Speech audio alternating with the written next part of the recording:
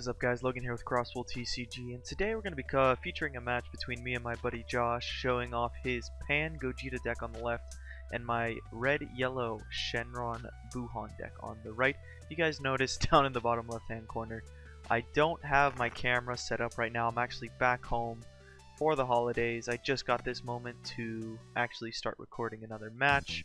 I also had my wisdom teeth ripped out over this weekend, so my face is still a little bit swollen from that. So for right now, we're just going to be going with that little picture in the corner, getting into it. We're starting off.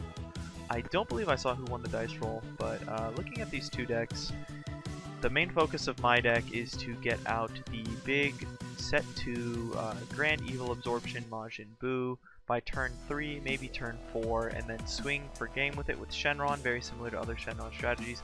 However, this strategy has a little bit more flexibility because a lot of the Gohans that you can play are very powerful cards, specifically Miraculous Comeback Gohan, which deals 2 damage, which is going to be that main target for that Grand Evil Absorption Majin Buu.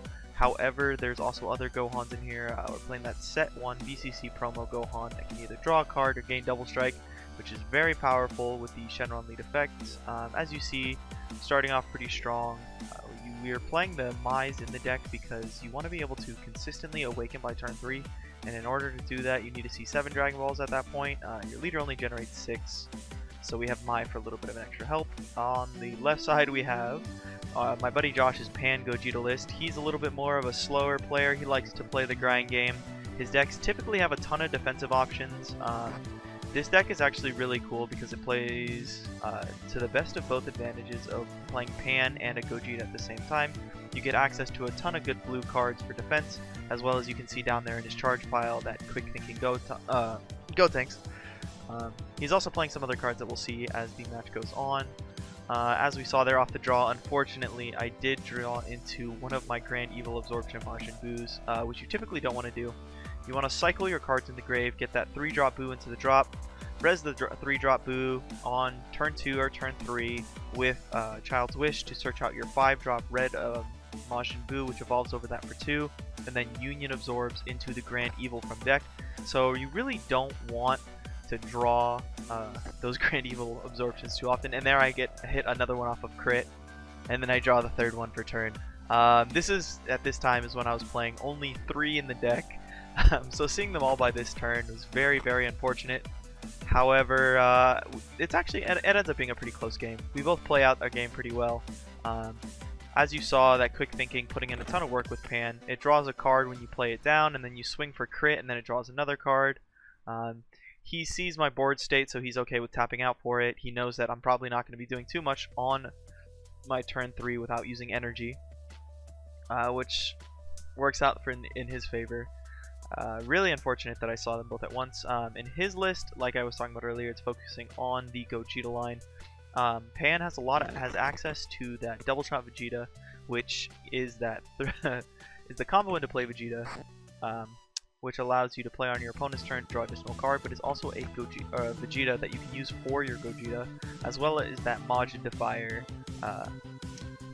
Vegeta from the champion pack that allows you to swing at active battle cards. So there's a ton of good red Vegetas, as well as sneak attack Vegeta for blue. Some of the Gokus are not nearly as good, like this Preface of Recovery, which we'll see here soon. I'm playing down this 3-drop Gohan just to get a little bit of advantage and swing at my opponent, see if he protects it. If he doesn't, it's great for us. Either way, we need to get cards into play. I'm cycling this Gohan into the drop because I'm going to want to later use my leader effect to activate that Child's Wish to bring it back. Unfortunately, my hand size is too big, so I'm not able to draw additional cards, but I need to start putting pressure on my opponent because while my opponent doesn't know this, I certainly do know that my Grand Evils are completely turned off at this point in the game. Like, I just don't have access to it for the rest of this game. And then there comes that the Majin Defier Vegeta, which is very powerful at clearing battle cards. There's not a ton I can do. I think I'm going to super combo out here just because I feel that these cards are very important to keep in the game state that I'm in order to preserve my board presence, in order to ensure that I have advantage for the next turn and actually have cards that will pressure my opponent. He swings into it again. I've seen 3 super combos by this point. So got a little bit of luck with seeing the super combos, but a little bit of bad luck while I was seeing those Grand Evil absorptions. Additionally, the yellow is in here to allow you to battering when you go and swing for game. The standard Shenron playstyle of having battering plus whatever your finisher is. Not sure how necessary it is. You might be able to play this deck a little bit more of a slower style, focusing on your Grand Evil a little bit more as 4 copies, which is very good. Here I'm opting to add back two desire cards because I know there's not much in my deck that I need to draw into, but there's a lot of cards in my drop that will allow me to put on pressure. Swinging with this boy, drawing cards, trying to maintain some semblance of the game state. And like I said, even though I did draw out of my Majin Buus, it's okay. And there I comboed up additional 10k because he has open energy. I didn't want him to put down a, a double shot Vegeta and just get free advantage off of it. I wanted to be able to actually pressure with free cards essentially, and I wanted more cards in the drop so that I can later in the game revive those Gohans with my Child's Wish. Very Child's Wish centric strategy. There are, I believe, 4 in this version of the deck that I was testing, because there's just a ton of good targets that you want to hit. But like I was saying, a red-blue variant might be a little bit better at playing defense. Again, sorry for the glare that's on the board. I just played down a Youthful Bulma to untap energy and draw a card, cycle through some cards. Try to get this game state moving. Ultimately, we both kind of sit here and unintentionally, not necessarily turtle, but we're playing the waiting game. Every turn that goes by, it gets better and better for Josh here because he's got his Gogeta, which allows him to shuffle back 2 of my cards, or put 2 cards on the bottom of the deck. Pan Leader, give it boost, draw a card. So he's drawing 3 off this play, and then, oh, yeah, we're fixing up the game state a little bit. He realized he meant to use his Goku and Vegeta in hand. As we can see from the camera, he already had them in hand, so no problems there. In tournament, remember to declare your stuff properly, but it's okay. So that actually set me back a whole hell of a lot. This completely ripped apart my board. I had 3 attackers up until that point, but now I have 0. I have a Fledgling and a Youthful Bulma. Really, this game is going nowhere fast for me.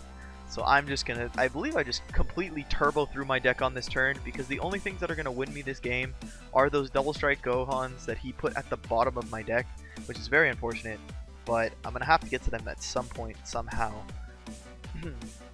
Also, in this game state, it's looking like it might get to the point where I'm able to hard cast the 7-drop. That doesn't really do anything because he needs to have a Gohan underneath him to do anything, or evolve over another Gohan for 6 energy, but I don't really have an option with that. Another option that I have is to neg my hand size down and play that Miraculous Comeback Gohan, and then just start powering through his stuff. Unfortunately, he, I believe, is at 6 life right now, which is a very hard number to hit down from, especially if your opponent has no small battle cards on the board, because when you activate the Grand Evil Absorption Majin Buu's effect, it allows you to attack active battle cards as well as gaining dual attack, so you get a potential of 4 attacks with that effect, and with an Ultimate Comeback Gohan underneath it, every time you kill a battle card, you deal 2 damage. So if you're getting that early out, or early on, and your opponent doesn't necessarily know the combo, you're able to kill a bunch of little McNuggets and deal 2 damage for each, and then just push them through for game. Here, Josh is kind of stuck in an awkward position. Oh, he's only at, no, he was at 6. He's trying to awaken here. Lucky rip off the second intensifying power off of life, so he will be able to do it this turn in order to get even more advantage and push me in a little bit harder. I'm sitting here trying to stay up at life because I know that I need to draw through my deck in order to actually win this game. I know what's in my life at this point because I've gone through a couple times with my Dragon Balls to search out my Dragon Ball cards. I don't believe there's any other relevant Gohans. Right now I'm just sitting with a ton of dead cards. Really, this game, we just sit in this position where we're trading back and forth for a while. Both of our decks don't really get to do what they want to do. Like, for the most part, Josh's deck is really just you know, mid-range control, not even control type strategy, just mid-range advantage based type strategy, where the later in the game it goes, the bigger the bombs he can put down on the board, the more cards he can draw, and really it's just fantastic. He's opting to play that sneak attack Goku in this list. The biggest problem is there's not a lot of really good blue 15k 3-drop Gokus that pair well with all of the 15k Vegetas. There are some that are off color, but it's not really worth playing because he's playing a red-blue deck. You don't really want to be playing the yellow source of power in this list, so he's just opting to go straight red-blue because that blue energy is super relevant for the strategy he's playing. He's playing all these very big drops. I'm just here, like I said, trying to turbo through what little advantage I have in order to bounce back. Realistically here, a potential play that I could have done is to bring back the Majin Buu from my drop instead of this, I believe I bring out the crit Gohan here. Yeah, bring back the Majin Buu from my drop so that I can shuffle up my deck. I should have done that earlier, so I could potentially draw into those Gohans earlier on because they are, now that my opponent's at 4 life, it is a reasonable chance that I might be able to finish him off with the Shenron effect on a double striker. And that Gohan, the first time it swings, if you give it double strike, it keeps double strike for the rest of the turn, which is really powerful because you're going to swing for double strike and then potentially draw in 2 cards after that. But in the position that I'm in, I'm just kind of stuck spinning my wheels for a while. I got to see my combo pieces early enough in the game where if I had actually been able to successfully do the play to bring out the Grand Evil Absorption, then it would have worked out very well in my favor because Josh didn't have a whole lot going on for him. In the early game, he only made a couple plays. I could have been able to put on a ton of pressure, especially if I had put a crit Gohan underneath him. I could have been swinging for dual attack crit for like turn 3, turn 4 to put him down to really low numbers before going Shenron effect to boost him all the way up for game. And here I'm just trying my best to pressure his leader down to a lower number that I can actually deal with. He combos out of this youthful Bulma swing because that's basically what's happening at this point in the game. Yeah, really not so much to be said. Josh is also playing just an insane amount of defensive cards, as you'll see coming up here as we get to the end of this game. He's got, you know, your 4 standard super combos, your 4 pseudo combos in that Unbreakable Son Goku, as well as 4 double shot Vegetas, which act as super combos on your opponent's turn because your Pan leader will let you draw a card. And then he's also playing 4 copies of After Image and 4 copies of Whis' Coercion. Actually, he might be playing 3 copies of Whis' Coercion. I'm not exactly sure. But either way, he's a big fan of playing like, oh, and he's also playing Sensubin because he's playing a blue list. So like he's playing nothing but the goo for defense and then some really potent offensive cards like Gogeta, Gogeta 7, Gogeta 5, that Majin Defier. And here I go, I put down this big boy here, trying to kill some stuff to do some damage. He takes the hit, picks up his 2 life. I pass turn. Now that he's down at 2, the play will be, because I know my last couple cards in deck are those Gohans, I'm just waiting to draw into 1 so I can just swing out with double strikes. At this point, Josh knows that there's no real point to using that Gogeta 7. I think I only have 4 cards left in my hand at this point. He's just going to start killing everything on my board. I'm still at 6 life, which is very good, but I don't really have a lot going for me. Unfortunately, it doesn't look like he has a ton of negates right now, but by the time we get to the end of this, you'll see how this ends up. And then I had to pitch the battering there, which was unfortunate, because I wanted to preserve what little board presence I had left, because he still had 6 energy up. I didn't want to take any kind of hit. In hindsight, maybe I should have just kept... No, because I didn't know how many threats he could put down on the board this turn. He still had an intensifying swing, potentially, so he's just going to swing out. I think that Nimbus may not have been worth on my part if I had just kept the Nimbus in the battering, knowing what I could draw into. Then I think I potentially could have won this game, because ultimately what stops me from going for game is Josh has the negate to counter it. Unfortunately for me, this game is going nowhere fast. I'm sorry guys, this is the slower of the 3 games that we're going to get to. The other 2 games go much quicker because both of our decks do a little bit more of what they're meant to do. But seeing he just combos into his attacks, pumps up his quick thinking to kill my boy because he knows that I'm going to be swinging at those little McNuggets on the next turn. And I think that's why I was trying to preserve, yeah, that's probably why I Nimbus there, is so that I could potentially protect that, whatever, what is it? The Miraculous Comeback Gohan, so that I can punch over something small and just kill him. And now we're just gonna do our best to bring stuff out. Jokingly, we said, what if you could bring back Miraculous Comeback Gohan? His effect only drops his cost in hand, not even in the drop, and he's a 25, so World Peace doesn't interact with him at all. And then here I just go for the Youthful Bulma because I know that my last two cards at the bottom of my deck are those Gohans that I wanted to play. So I untap my 2, draw my card, and then here comes the big boy. Big boy I say, but Josh has got a handful of cards that he's probably going to be able to use to defend out with. I'm on my last card left in deck. I'm just looking at my stuff, so my only option here is to go Shenron, give this boy some attacks, and then I go give it onto him so he becomes a 25k swinger. I declare, give him double strike, he negates. I declare, give him double strike, he negates. And I declare, give him double strike, and he negates. And then I swing with that Bulma, put a little more pressure on. He doesn't negate it, but I don't have any cards left at this point, so there's no possible way for me to deal that last 2 damage per game. So here I scoop it up. Basically went till deck out. As you guys saw, the deck cycles through its cards pretty fast. I could have turboed through harder, but there was really no goal into doing that. Really, you want to establish a Grand Evil Absorption Majin Buu before turboing super hard, and there it is again. Oh man, just the curse. I just I don't know what it was about this day, but I just was drawing those things like crazy. It was actually insane how many times I drew it. You guys saw that little gaff. That wasn't even, or the gaff video that was on the channel. That wasn't even from any of these games.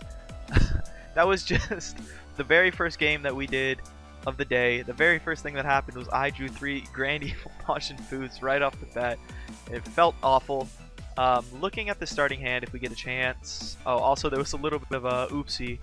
I don't know who it was, but someone bumped the camera, so if the edges look a little chopped up, it's because I tried to straighten it out a little bit in post, so that it would actually get working. Now I charged the this is also very unfortunate. In this game, I have all 3 Miraculous Comeback Gohan in my life, which is going to make going for the optimal play very awkward, or optimal Grand Evil Absorption very awkward.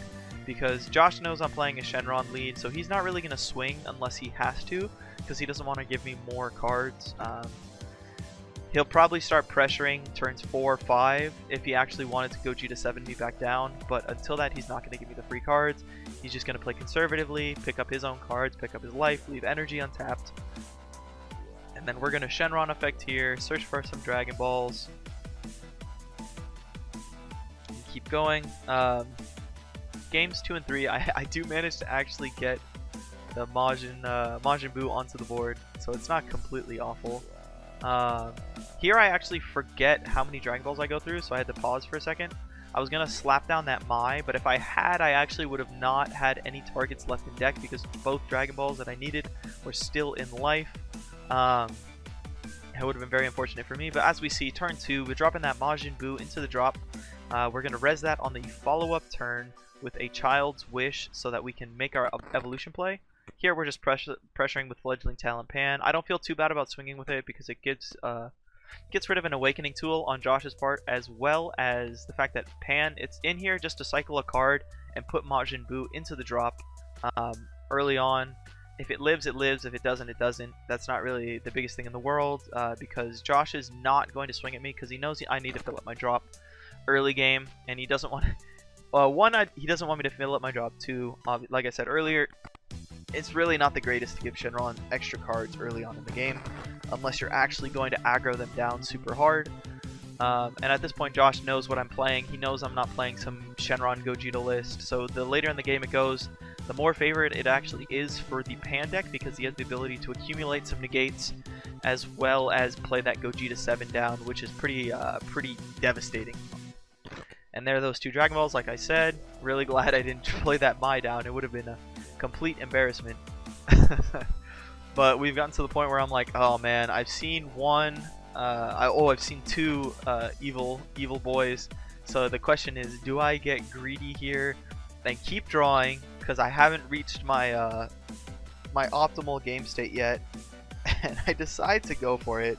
Oh man, this is like racing against the clock. It's so, when you're playing a boss monster deck where you need your boss monster to be in deck, like Cell Chain or Super 17 or Super 13, It can be very nerve-wracking, to say the least, trying to get out these guys to be able to not draw into those big guys. Thankfully, it was at the bottom of my deck. I'm just shaking my head this entire time because game 1 I drew all 3, so I'm just terrified of drawing more again. And as you guys can see, there's just an insane amount of draw power in this deck. We have like the search ability with the Majin Buu. We have the Dragon Balls drawing 7 cards within your first 3 turns. You have your Fledgling Talent Pan cycling cards. You have Youthful Bulma drawing even more cards. And then he's out here trying to protect this Trunks because he needs the Awakening tool for next turn. I just wanted to kill it. If this Majin Buu dies, it dies. That's the way I'm thinking on it right now. It doesn't really need to do too much because I have the Child's Wish in hand, or I can leader bring back the guy for the Child's Wish.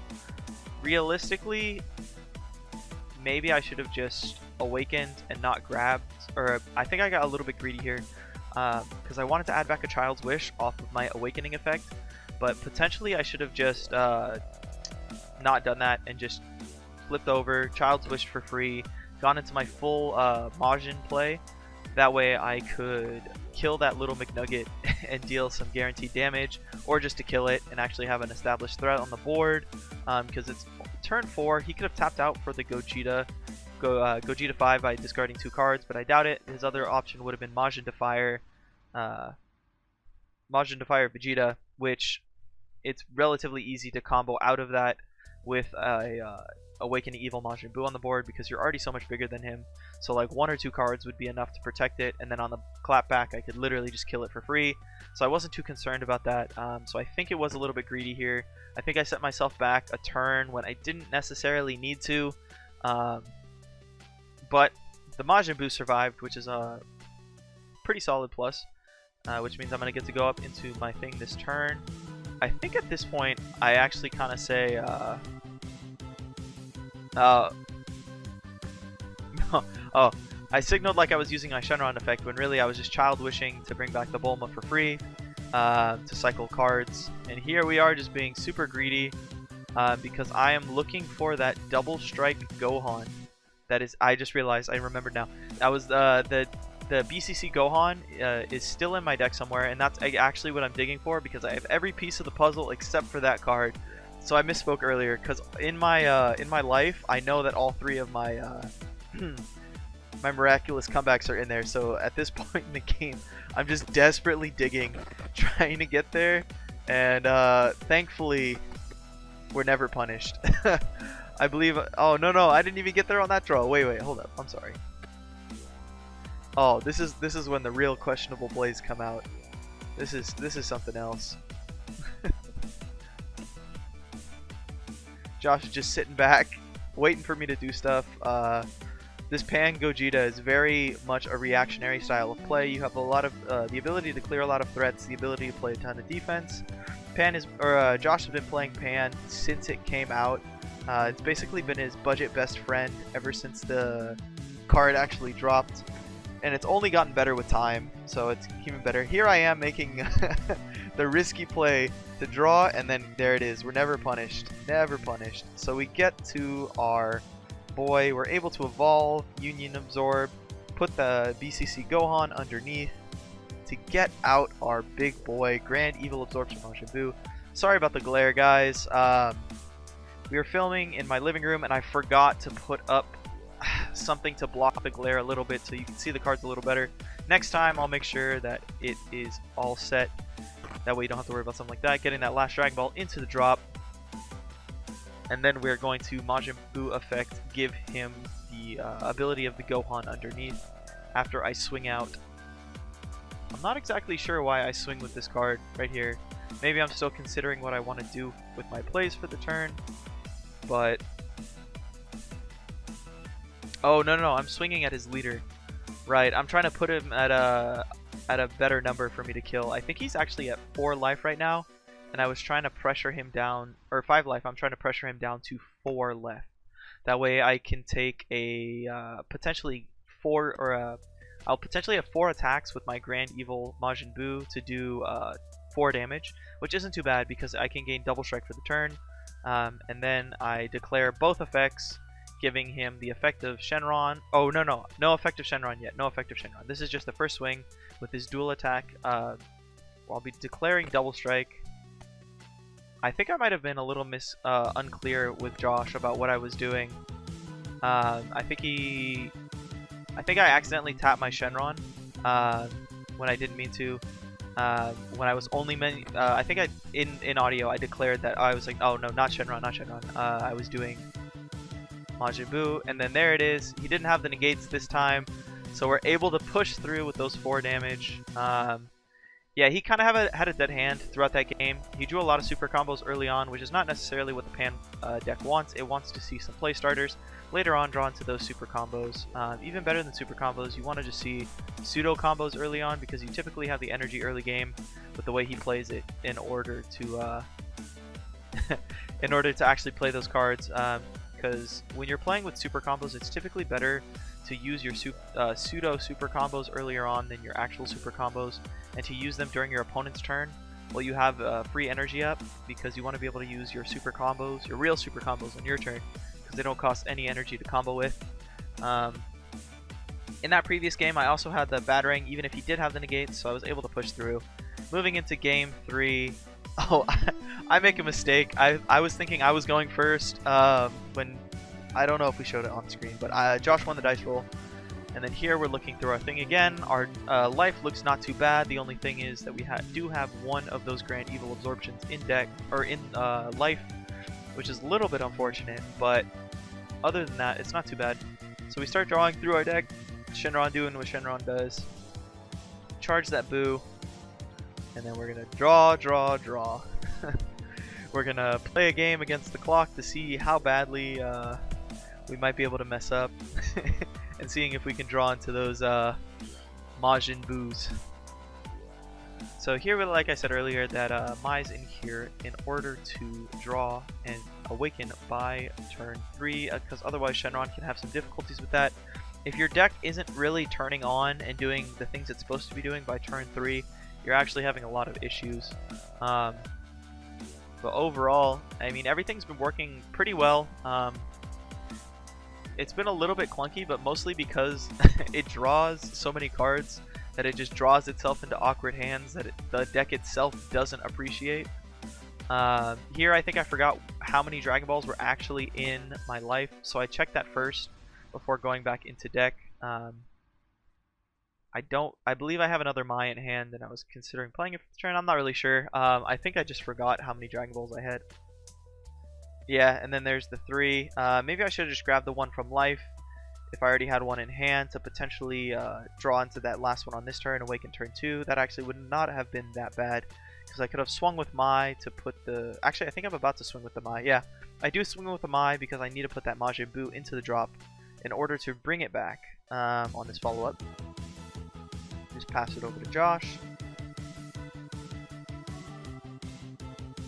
Swings out, Mai dies, that's fine. She did her job. Unfortunately, I did draw into an extra Dragon Ball on this turn, so the Mai didn't necessarily get me there, but there's times when it is very important. I know there was a match, the match that Joey posted the other day between him and No Counter is No Combo Adrian, where Adrian was playing a Pilaf deck and he just couldn't turn on. I think he turned on by turn 5, and it just... at that point in the game, every deck in the format should be kicking your butt if you're a Shenron deck that hasn't flipped over yet.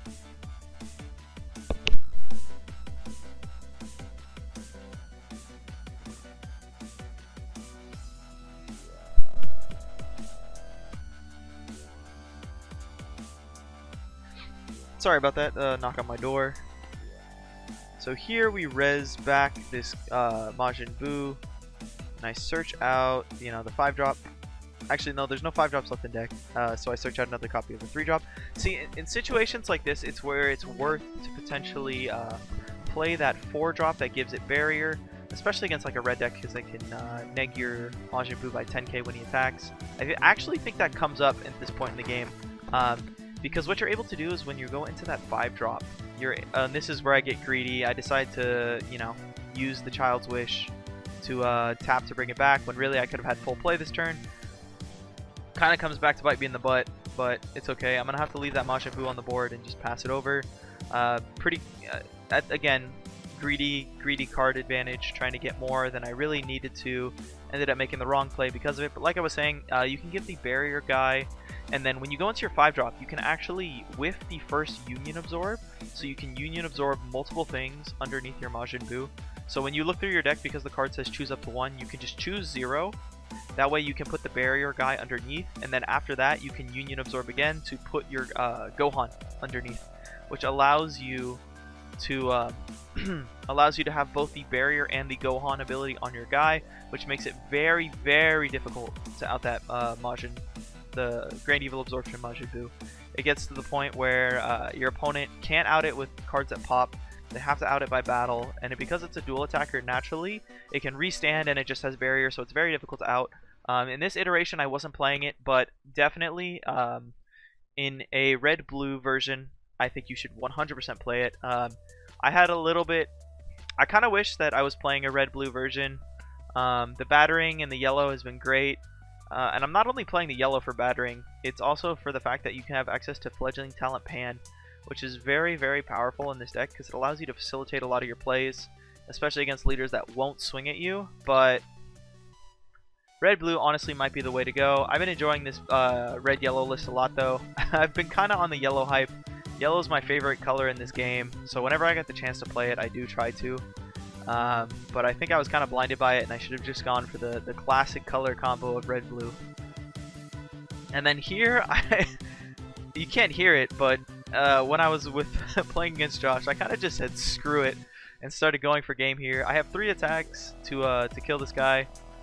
Here, Josh thought it was questionable that I was swinging at his Majin Defier. The real reason I was swinging at it was because I didn't want him. I wanted to if he had the Senzu Bean, I wanted him to feel like he was wasting it.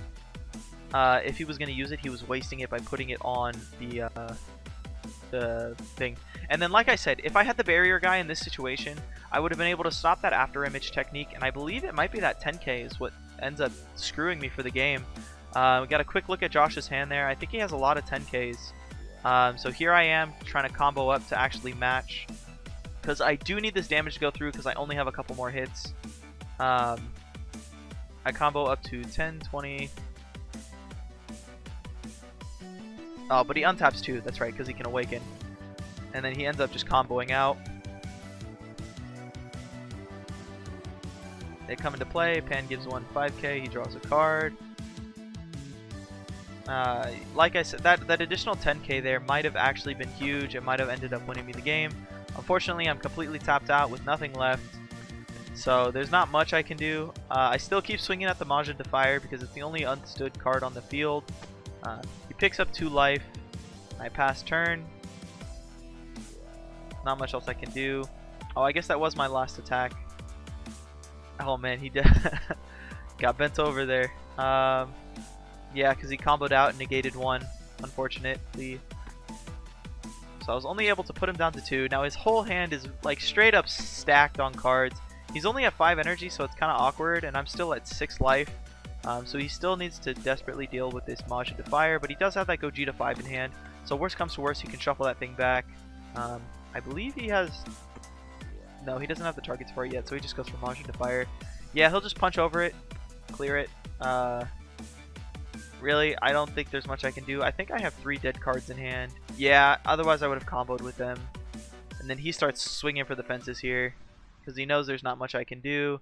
And I believe that was my last Majin Buu from deck, which is a little unfortunate. He just passed his turn there because he feels comfortable where he is defensively. His board state is huge. He just got rid of the biggest threat that I had. Yeah, that Majin Buu is the last one because there's 1 in life and I have 1 in hand. Very unfortunate. And at this point, my Dragon Ball leader is flipped over, so I'm not going to be getting any value out of my leader anymore. So I just go for this guy, try to swing in for the double strike. I know it's not really going to go through. I draw that card. Oh, here I think I make the mistake of tapping down that yellow because I was planning on potentially dropping a miraculous comeback Some Gohan in the same turn. But it really comes back to bite me in the butt because I draw a personal ambition off of the Gohan. And at this point, it's easy pickings, easy cleanup. I believe Josh just completely rolls through me here. Yeah, there's not much time left in this. Overall, very defensive deck. Can be very frustrating to play against. I think the Majin Buuhan has a lot of potential. I don't think this list is 100% perfect. It was really just me being concerned about cards like Time's Judgment, Pilaf, Mafuba, all those cards I was absolutely terrified of. I did not want to have to deal with that stuff, negating my Boo.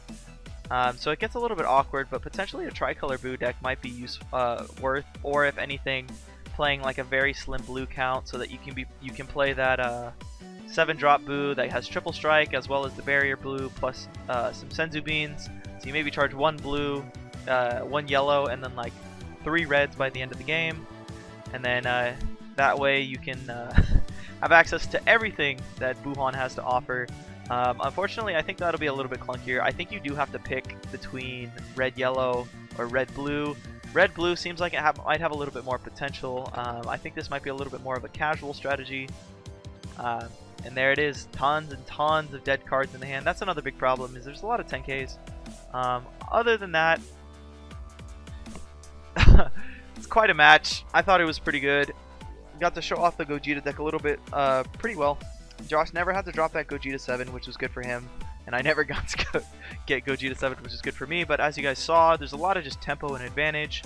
There's tons of good 3-drops in that Pan deck that just really rips through stuff. The week that we playtested this, or did this playtesting, Josh actually won our locals with his Pan Gogeta list.